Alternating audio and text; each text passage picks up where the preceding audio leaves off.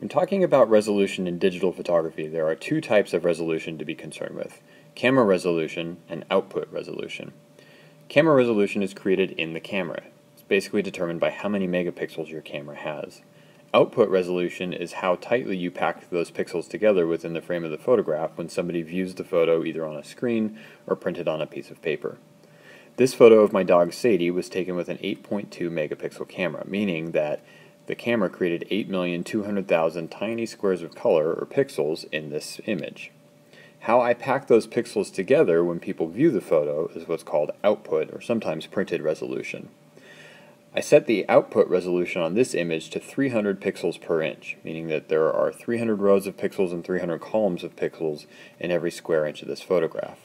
Because of that, you can see a lot of details in this photo. If you look at Sadie's snout, you can see a lot of details in her skin there, in her hair, and her whiskers. There are details around her eyes. You can see the individual fuzzy hairs on her ears. You can see the threads in the blanket that she's laying on. This image would be considered high resolution. This version of the photo of Sadie, though, is not high resolution. This would be considered low resolution. Instead of setting the pixels at 300 pixels per inch, I set them here at 50 pixels per inch. And look what happened. The details that I mentioned are gone. The details on her snout and her whiskers, you can't see anymore. You can make out that there are eyes there, but that's about it. You can hardly see any of the details on the blanket that she's laying on. Yes, we can tell it's a dog and that it's a brown dog, but it's not a clear picture of the brown dog at all. So why did that happen? Well, at 50 pixels per inch, each of the pixels is literally larger. It's filling more space to cover the same amount of ground in the frame. And when pixels get larger, we see them and we lose the detail and the resolution.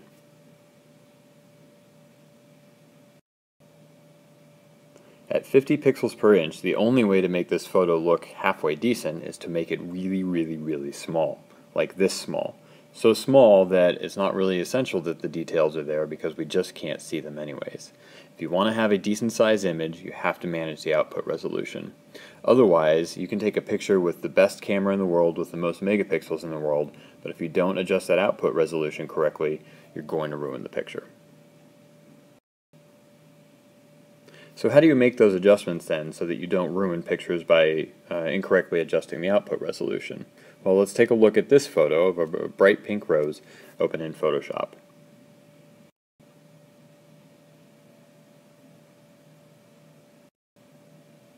Once you have your image open in Photoshop, go up to the Image menu and then drop down to Image Size.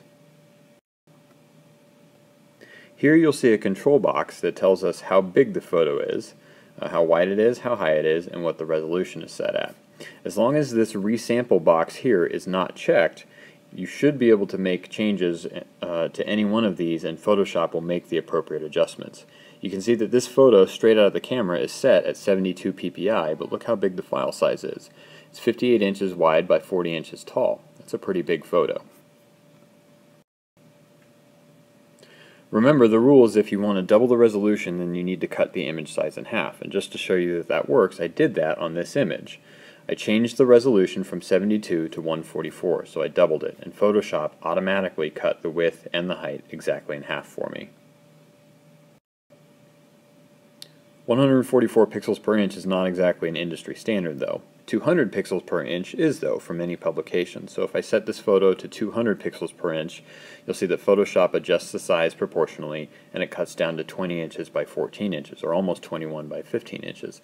That's still a very good size photo. If I change the resolution up to 300 pixels per inch, which is considered to be high resolution, Photoshop will again reduce the image size, the width, and the height proportionally, this time dropping down to almost 14 inches wide and just about 10 inches high. Still a very good size photo, especially at high resolution. That's why even though your camera defaults to 72 ppi, you have so much room to work with because the image size is so big. I went back to my original image size here, and this time I'm checking this resample box, which will break the proportional changes between resolution, height, and width. Notice that the width and the height are still locked together. That's important. Don't ever uncheck that because then your photo will get stretched disproportionately. This is so that you can make adjustments specifically to image size and resolution that you might need and not necessarily not necessarily proportional. Notice up above, just for your reference, the actual dimensions of pixels of this photo. Normally we're much more concerned with the width, the height, and the resolution here, but this tells us how many pixels are actually in the photograph. Watch as I change this to a different size and resolution. Here I have the photo set at 180 ppi, and I changed the width to 10 inches, which automatically changed the height to 6.905 inches. So this would make a decent quality, almost 8 by 10 print, or a print that's about 10 inches long. Notice what happened to the dimensions up here. Because I broke that chain between the resolution and the width and the height, the dimensions are much smaller. There are far fewer pixels in this image now. It's still of a decent resolution, but I'm never going to be able to get much more than a 10-inch print out of this now because I shrunk this down so much. Just as another example, I changed the resolution here to 96 ppi and cut the width down to 9, which changed the height to 6.25. That's the size you might use for a website, a featured photo on a website. Notice again that ended up reducing the dimensions, or the number of pixels in the photo. It reduced it to 864 pixels by 597 pixels, which is far less, or far fewer pixels than were in there originally. This would work well on a website, and that's about it.